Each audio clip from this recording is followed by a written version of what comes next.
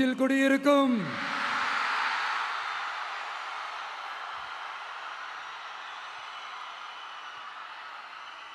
தமிழக மக்கள் உங்கள் அனைவருக்கும் என்னுடைய வணக்கமும் என்னுடைய நன்றிகளும். குறிப்பா திருச்சி கிழக்கு தொகுதி மக்கள் உங்கள் அனைவருக்கும்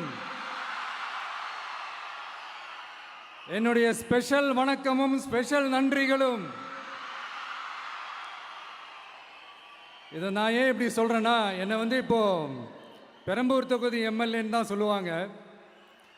பட் ஆனால் அது எலெக்ஷன் கமிஷனோட அந்த சட்ட விதிகளுக்கு மட்டும்தான் அப்படி. ஆனால் என்னை பொறுத்த வரைக்கும், தமிழ்நாட்டை பொறுத்த வரைக்கும், தமிழ்நாட்டுக்கு எப்படி திருச்சி ஒரு இதயம் மாறியோ, அந்த மாதிரி என்னோட இதயத்துக்கு திருச்சி கிழக்கு தொகுதி மக்களும் ரொம்ப ரொம்ப ரொம்ப க்ளோஸ் தான். அதுல எந்த மாற்றமும் கிடையாது. சரிங்களா?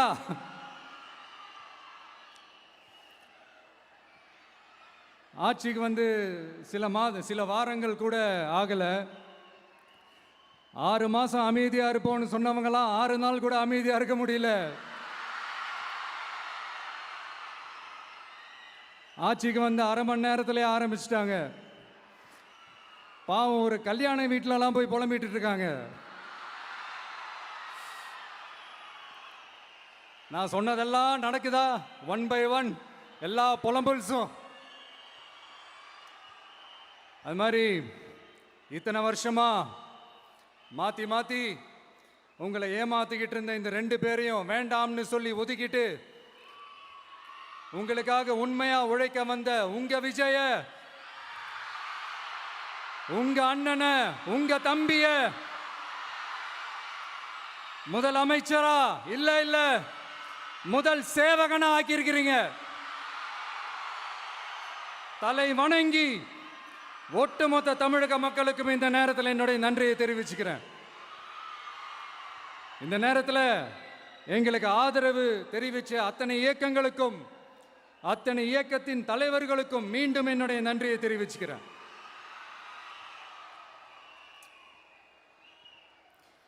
புரட்சி தலைவர் எம்ஜிஆர் அவர்களுடைய முதல் தேர்தலில் கூட இந்த அளவுக்கு ஒரு ஓட் பர்சன்டேஜ் வாங்கலை அப்படின்ட்டு நிறைய பேர் சொன்னாங்க. ஆனால் நீங்கள் டிவி கேட்க அவ்வளோ நீங்கள் ஆதரிச்சிருக்கிறீங்க. நான் எம்ஜிஆர் அவர்களோடலாம் நான் கம்பேர் பண்ணல. எம்ஜிஆர் தான். ஆனால் நாம பெரியார், அண்ணா, எம்ஜிஆர் அவர்கள் வழியில் ஒரு அன்பா உழைக்க வந்த உங்க விஜய், அவ்வளவுதான். 1977 நீங்க போடாத ஓட்டை 2026 நீங்க போட்டிருக்கிறீங்க. என்ன ஒண்ணு, இன்னும் கொஞ்சம் அதிகமா ஆதரிச்சிருந்தீங்கன்னா கொஞ்சம் நல்லா வந்திருக்கும். பட் பரவாயில்ல, ஃபியூச்சரில் வரப்போகிற எல்லா தேர்தலையும் உங்களுடைய முழு சப்போர்ட்டை என்னால் வாங்க முடியுன்ற அந்த ஒரு நம்பிக்கை இப்போ என் மனசில் ரொம்ப ஆழமாக பதிஞ்சிருக்கு. ஏன்னா நீங்கள் அமைச்சு கொடுத்துருக்கிற இந்த ஆட்சியில் எல்லா நன்மைகளையும் நீங்கள் கண்கூடா பார்க்க தான் போறீங்க அப்படின்ற அந்த கான்ஃபிடென்ஸும் இப்போ என் மனசில் ரொம்ப ஆழமாக பதிஞ்சிருக்கு. யார் எந்த நிலைமைக்கு எந்த பொசிஷனில் போனாலும் இந்த கிண்டலும் கேலியுமா பேசுறது இருக்கத்தானே செய்யும்.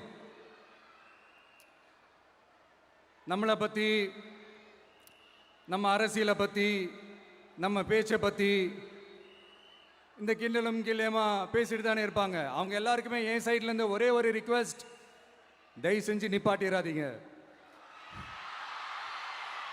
தயவு செஞ்சு கண்டினியூ பண்ணுங்க. நீங்க தான் என்னோட எனர்ஜி ஃபோர்ஸ்.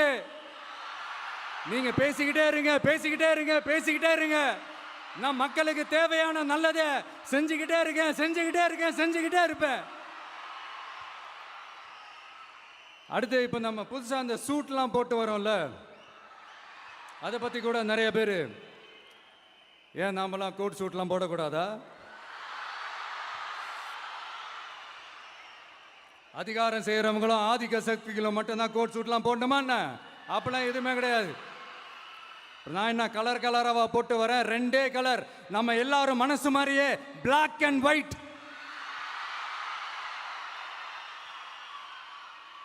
எல்லாத்திலும் பிளாக் அண்ட் ஒயிட்டா இந்த விஜய் இருப்பான் அப்படின்னு காட்டுறதுக்கு தான் அந்த கலர். அடுத்து அந்த பிளாக் கூட யாரை குறிக்கும் எதை குறிக்கும்ன்றது நான் சொல்லி தான் தெரியணும்னு அவசியம் இல்லை, அது உங்களுக்கே நல்லா தெரியும். எல்லாத்துக்கும் இப்படி வழக்கம் சொல்லிக்கிட்டு நசன் பேசுகிற டைப்பும் நம்ம கிடையாது. உங்களுக்கே தெரியும், அதிகபட்சமாக எல்லா மீட்டிங்கிலும் 20 நிமிஷம்குள்ளே தான் நான் பேசியிருக்கிறேன். அதனால் இப்போ மக்கள் என்கிட்ட என்ன சொல்கிறாங்க அப்படின்னா, இந்தப்பா விஜய், நீ எங்களுக்காக உழைக்கிறதுக்காக வந்திருக்கிற, அந்த வேலையை மட்டும் பாரு, உன்னை பற்றி பேசுகிறவங்கள நாங்கள் பார்த்துக்கிறோம் அப்படின்னு சொல்லிட்டாங்க. சரி, ஆனது ஆச்சு.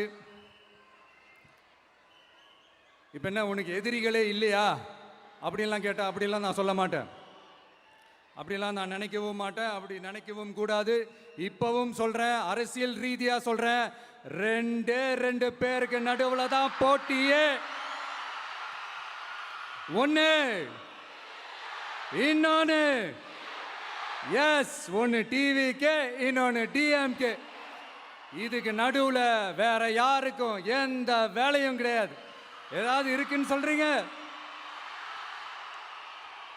எலெக்ஷனுக்கு முன்னாடியும் அவங்களுக்கு ஒரு வேலையும் இல்லை, இப்போ எலெக்ஷனுக்கு அப்புறம் சுத்தம். ஆனால் இந்த திமுகவும் மற்றும் பலரும் ஒன்றா சேர்ந்துக்கிட்டு இந்த விஜயோட ஆட்சி வந்துடக்கூடாதுன்னு சொல்லி ஒரு கூத்து ஒன்று பண்ணாங்களே, அந்த கடைசி 5 நாள், அடாடாடாடாடா, நமக்கெல்லாம் ஓஹோ இப்படியெல்லாம் கூட நடக்குமோ என்ன கூத்துங்கிறீங்க.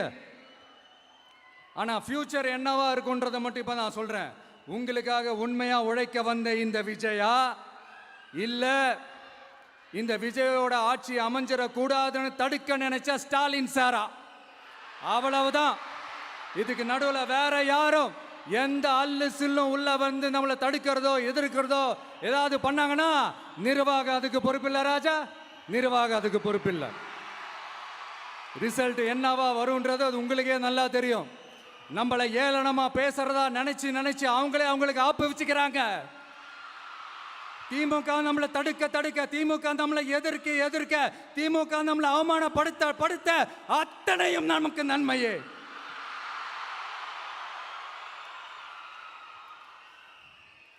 ஒன்று கவனிச்சிங்களா மக்களே, நம்ம ஆட்சிக்கு வந்ததுக்கு அப்புறம் ஒரு விஷயம் ஒன்று நடந்துகிட்டு இருக்கு. இது இந்த ஜென்சி தலைமுறையை அட்ராக்ட் பண்றதுக்காக இங்கிலீஷ் தமிழ் கலந்த அறிக்கை, அது சொல்ல வந்த நினைச்சிங்களா? அந்த காமெடி எல்லாம் கிடையாது. அடுத்து இந்த ரியாலிட்டியை மறந்துட்டு இந்த ரீல்ஸ் போடுறது, அது சொல்ல வந்தீங்களா? அந்த காமெடியும் கிடையாது. இது சீரியஸாக ஒரு விஷயம் நடந்துகிட்டு இருக்கு. முன்னெல்லாம் சட்டசபையில் யார் பேசுனா நமக்கு என்ன, யார் அடிச்சுக்கிட்டா நமக்கு என்னன்னு இருந்த கூட்டம்லாம் இப்போ சட்டசபையில் என்ன நடக்குது, என்ன பேசிக்கிறாங்கன்றது ரொம்ப உன்னிப்பாக கவனிக்கிறாங்க. கவனிச்சிங்களா? திமுக ஸ்டைல்லையே சொல்லணும்னா ரீல்ஸ் போட்ட கூட்டம்லாம் இப்போ நியூஸ் பார்த்துக்கிட்டு இருக்கிறாங்க. அதில் நமக்கு சந்தோஷம்தான், பெருமை தான்.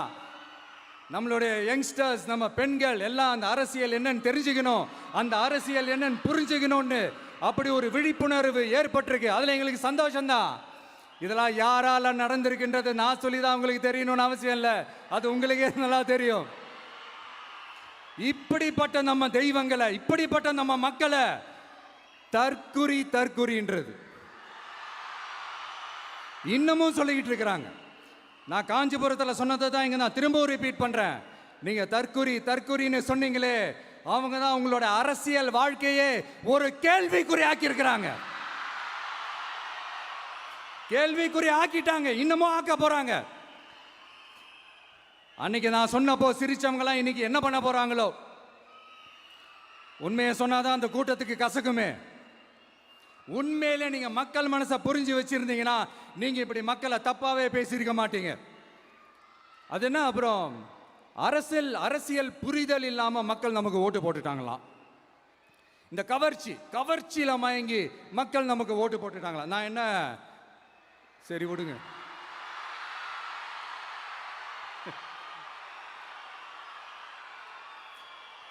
மக்கள் அவங்களுக்கு ஓட்டு போட்டா அந்த மக்கள் நல்லவங்களாம், அதே மக்கள் நமக்கு ஓட்டு போட்டா அந்த மக்கள் கெட்டவங்களா, தற்குறியா. இதே மக்கள் தான் இத்தனை வருஷமா அவங்களுக்கு ஓட்டு போட்டுட்டு இருந்தாங்க. உங்களுக்கு மட்டும் என்ன, வேற ஏதாவது பிளானட்ல இருந்து குதிச்சு ஓட்டு போட்டு போனாங்களா? தற்கொரியாமா, தற்கொரி நல்லா வருது, வேணான்னு பாக்குறேன். எங்க அண்ணன் விஜயகாந்த் அண்ணன் சொல்ற மாதிரி, அண்ணா அவர்கள் ஆரம்பிச்ச கட்சியை ஒரு அடிமை கூடாரமா ஆக்குனது யாருங்க சார்? இப்படியெல்லாம் ஆக்கிட்டு உண்மையை சொல்லு உடன்பிறப்பேவா. உங்களோட அந்த உண்மையான உடன்பிறப்புக்கெல்லாம் என்ன சொல்றாங்க தெரியுமா சார்? திமுக இப்படி ஆனதுக்கு காரணம், அந்த காரணத்தை வெளியிலலாம் போய் தேடாதீங்க, உங்க குடும்பத்துக்குள்ளேயே கேளுங்கிறாங்க. உங்களுக்காக மாடா உழைச்சி தேஞ்சு போய் கிடக்கிறோம். திமுக இப்படி ஆனதுக்கு காரணம் உழைக்காம சொகுசா இருக்கிற உங்க குடும்பத்துக்குள்ளேயே போய் கேளுங்கிறாங்க. ஒவ்வொரு திமுக தொண்டனும் அதை சொல்றாங்க. அதை புரிஞ்சிக்காம நம்மளையும் நம்ம மக்களையும் தப்பா பேசிக்கிட்டு, நீங்க மக்களை தப்பா பேசுனீங்கன்னா இந்த விஜய் வந்து கேள்வி கேட்பான், சும்மா இருக்க மாட்டான். இந்த விஜயும் தமிழ்நாட்டு மக்களும் வேறு வேறு இல்லை. இந்த விஜய் தான் தமிழ்நாட்டு மக்களோட ஒரு உண்மையான ஒரே பிரதிநிதி. இது இன்னைக்கும் சரி, நாளைக்கும் சரி, நாளன்னைக்கும் சரி, இதுதான் நிஜம். மறுபடியும் சொல்றேன், நமக்கும் மக்களுக்கும் இடையே இருக்கிற இந்த பூர்வ ஜென்ம பந்தத்தை, அந்த உறவை ஏதோ இந்த சதிகள் சூழ்ச்சிகள் பண்ணி யாராலையும் எதுவும் கெடுக்கவே முடியாது. கெடுக்க ட்ரை பண்ணீங்க நம்ம ஆட்சிக்கெல்லாம் வரதுக்கு முன்னாடி. என்ன சதிகள், என்ன சூழ்ச்சிகள், என்னென்னலாம் பண்ணி எப்படியெல்லாம் தடுத்துடலான்னு. ஆனால் இப்போ ஆட்சிக்கு வந்த இந்த சாமானிய மக்கள் ஆட்சியை நீங்கள் இந்த எதிர்கட்சியாக இருக்கும் போது ஒன்று யூஸ் பண்ணுவீங்களே, இந்த பழைய டெக்னிக்கு, அதெல்லாம் யூஸ் பண்ணி நம்மளையும் மக்களையும் பிரிச்சலாம்னு நினச்சிங்கன்னா அது ஒரு காலம் நடக்காது. மக்கள்லாம் ரொம்ப தெளிவாயிட்டாங்க சார், ரொம்ப தெளிவாயிட்டாங்க. அதனால ஒரு ஆக்கப்பூர்வமான ஒரு எதிர்கட்சியை செயல்பட்டு மக்கள் மனசை வெல்ல பாருங்க. இந்த கடைசி லாஸ்ட் 1 மந்த்தா நடந்த ஒரு சில விஷயங்கள் உங்ககிட்ட நான் ஷேர் பண்ணணும்னு ஆசைப்படுறேன். இந்த 200 யூனிட் மின்சாரம், கட்டணமில்லா மின்சாரம் அறிவிச்சோம். அதில் ஆல்ரெடி இருந்த 100 யூனிட் திமுக கொடுத்தது கிடையாது. மேடம் ஜெயலலிதா மேடம் இருந்தப்போ செஞ்சுட்டு போனது. ஸ்டாலின் சார் பதவி போன அந்த கடுப்புல அறிக்கையா விட்டு தள்ளிக்கிட்டு இருக்கிறாரு. என்ன பண்ணீங்க உங்களுடைய ஆட்சியில? மக்கள் பணத்தை, டாஸ்மாக்ல இருந்து அடிச்ச அந்த பணத்தை, ஊழல் செஞ்ச அந்த ஃபைலை க்ளோஸ் பண்றதுக்கு அலையா அலைஞ்சிங்க. ஆனா இந்த விஜய் மக்களுக்கு தொந்தரவா இருக்கிற அதே டாஸ்மாக க்ளோஸ் பண்ணா. விவசாயிகளோட அந்த கடனை தள்ளுபடி மேக்சிமம் இந்த 1 மந்த்ல என்ன செய்ய முடியுமோ அதை செஞ்சான். நீங்க தான் அந்த நிதி சம்பந்தமா இருக்கிற எல்லா கேட்டையும் லாக் பண்ணி வச்சுட்டு போயிருக்கிறீங்க. அதை சரி செய்ய வேணாமா? அதை ஒழுங்குபடுத்த வேணாமா? அதனால மறுபடியும் சொல்றேன், இந்த விஜய் பொய் சொல்லி ஏமாத்துறதுக்காகலாம் அரசியலுக்கு வரல. உங்க கூடவே நிக்கிறதுக்காக மட்டும்தான் அரசியலுக்கு வந்திருக்கிறேன். அதுல எந்த மாற்று கருத்துமே கிடையாது. கவலையப்படாதீங்க விவசாய பெருமக்களே. அடுத்து இந்த சட்டம் ஒழுங்கு, அது சரியில்லை இது சரியில்லைன்னு சொல்லி திமுகவும் மற்றும் பலரும் மாறி மாறி கூவுறீங்க. நான் ஒன்று கேட்குறேன், இந்த மாடல் அரசுன்னு சொல்றீங்களே, அதில் என்ன செஞ்சு வச்சுட்டு போயிருக்கீங்க? ஒரு ஊர் விடாம, ஒரு தெரு விடாம போதைப் பொருள் கலாச்சாரம் அப்படியே ஸ்ப்ரெட் ஆகி கொட்டி கிடக்குது. அது அப்பவே இனிஷியல் ஸ்டேஜ், அதை நீங்க கண்ட்ரோல் பண்ணியிருந்தீங்கன்னா இத்தனை பெண் குழந்தைகளை, இத்தனை பெண்களை இழக்க வேண்டிய ஒரு சூழ்நிலை ஏற்பட்டிருக்குமா? எல்லாத்தையும் பண்ணிட்டு பழியை தூக்கி ஏன் மேல போடுறாங்க. நீங்க என்ன பழி நம்ம மேல போட்டாலும் மக்கள் நிம்மதியா வாழக்கூடிய அந்த செயலை கண்டிப்பா இந்த விஜய் செஞ்சு தான் காட்டுவான். அதுக்காக தான் எஃபிஷியன்டான போலீஸ் ஆஃபீஸர்ஸ் நான் அப்பாயிண்ட் பண்ணியிருக்கிறேன். எஃபிஷியன்டான அந்த போலீஸ் ஆஃபீஸர்ஸ் டீம் நான் அப்பாயிண்ட் பண்ணியிருக்கிறேன். பெண்கள் பாதுகாப்பான அந்த சிங்க பெண் காவல் படை நெக்ஸ்ட் வீக் அதை இனாகரேட் பண்ண போறோம். தப்பு செஞ்சவங்களுக்கான தண்டனை, அதுக்கான சார்ஜ் ஷீட் எல்லாமே ரொம்ப ஃபாஸ்டா, ரொம்ப ஸ்பீடா செய்யறதுக்கான அந்த வேலையை செய்ய சொல்லி இருக்கிறோம். கோர்ட்ல கூட தப்பு செஞ்சவங்களுக்கான அந்த கடுமையான தண்டனை வாங்கி கொடுக்கறதுக்கான அந்த வேலையையும் ரொம்ப சீக்கிரமா செய்ய சொல்லி இருக்கிறோம். அதனால நீங்க என்ன பழி நம்ம மேல போட்டாலும் உண்மையா உறுதியா மக்களுக்கு தேவையான எல்லா விஷயங்களையும் இந்த விஜய் செஞ்சு தான் காட்டுவான். இப்படியெல்லாம் நம்ம சொல்றதுனால இவங்க என்ன சொல்லுவாங்க தெரியுமா? அவங்க தான் ஆட்சியிலே இல்லையே, அப்புறம் ஏங்க அவங்கள குறை சொல்றீங்க அப்படின்னு கேட்பாங்க. வேரில் வெந்நியை ஊற்றிட்டு போனவங்கள வெளிச்சம் போட்டு காட்டாம பின்ன வேற என்ன சொல்லுவாங்க? இதெல்லாம் மக்கள்கிட்ட நம்ம தெளிவாக எடுத்து சொல்லணும் இல்லையா? அதுக்காக தான் இதெல்லாம் சொல்லிட்டு இருக்கிறேன். நம்ம மக்களுக்காக இவ்வளோ வேலை பார்க்குறோம், ஆனால் இவங்க அதையெல்லாம் விட்டுட்டு குதிரை பேரம் பண்ணுறாரு, அது பண்ணுறாரு, இது பண்ணுறாருன்னு சொல்லிட்டு தப்பாக கதையெல்லாம் அடித்து விட்டுக்கிட்டு இந்த தீய சக்தியும் தீந்து போன சக்தியும் அதாங்க திமுகவும் மற்றும் பலரும் ஒன்னா சேர்ந்துக்கிட்டு திருட்டுத்தனமா யாருக்கும் தெரியாம ஒரு ஓரமா மூலையில உட்கார்ந்துட்டு பேரம் பேசி கூட்டு சேர்ந்து ஆட்சி அமைச்சு கொள்ளையடிக்க திட்டம் போட்டாங்க. அது ஏன் தெரியுமா? உங்களோட இந்த டிவிக்கு ஆட்சி அமைஞ்சா அவங்க பொழப்பே போயிடும். அந்த கொள்ளையடிக்கிறது, லஞ்சம், ஊழல் எல்லாமே கத்தம் கத்தம். அதான் இந்த காரணம். அடுத்து ஸ்டாலின் சார், திமுக இப்போ தீய சக்தி மட்டும் இல்ல, மக்களை விட்டு ரொம்ப தூரமா போன தூர சக்தி, ஓர சக்தி, கோர சக்தி, பார சக்தி. நீங்க எப்போ இந்த தீந்து போன சக்தியோட நீங்க கூட்டு சேர்ந்துக்கிட்டு ஆட்சி அமைக்கணும்னு நினைச்சீங்களோ அப்பவே இந்த திமுக தூர்ந்து போன சக்தியாகவும் ஆயிடுச்சு. நீங்களாம் நம்மளை பத்தி அவதூறு பேசலாமா சார்? இது நியாயமா? மக்களை இவ்வளவு பெரிய மக்கள் சக்தி நம்மளோடு இருக்கும் போது நமக்கு எதுக்கு வேற அரசியல்? எலெக்ஷன்ல 50-60 வருஷமா இருந்த சாதிய உடைச்சிருக்கிறோம், மதத்தை உடைச்சிருக்கிறோம், காசு கொடுத்து ஓட்டு வாங்கறத உடைச்சிருக்கிறோம். நாம எது செஞ்சாலும் கான்ஸ்டிடியூஷன்ல தான் செய்வோம். நாம சிங்கிள் மெஜாரிட்டி வாங்கி இருந்தாலும் நம்மளை நம்பி முறையா கூட்டணியில கட்சியில ஆதரிக்க வர்றவங்களை அரவணைச்சு தான் இருப்போம்.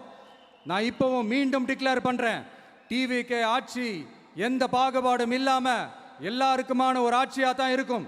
அதுல எந்த மாற்றமும் கிடையாது. ஸ்டாலின் சார் மாதிரி ஊசலாட்டம் இருக்கவே இருக்காது. மதச்சார்பற்ற கொள்கையில சமரசமே இல்லை. மாநில உரிமைகள்ல விட்டு கொடுக்கவே மாட்டோம். நதி நீர் உரிமைகளை விட்டு கொடுக்கவே மாட்டோம். சமூக நீதி, சம நீதிய, சமத்துவ நீதிய ஒரு நாளும் விட்டு கொடுக்கவே மாட்டோம்.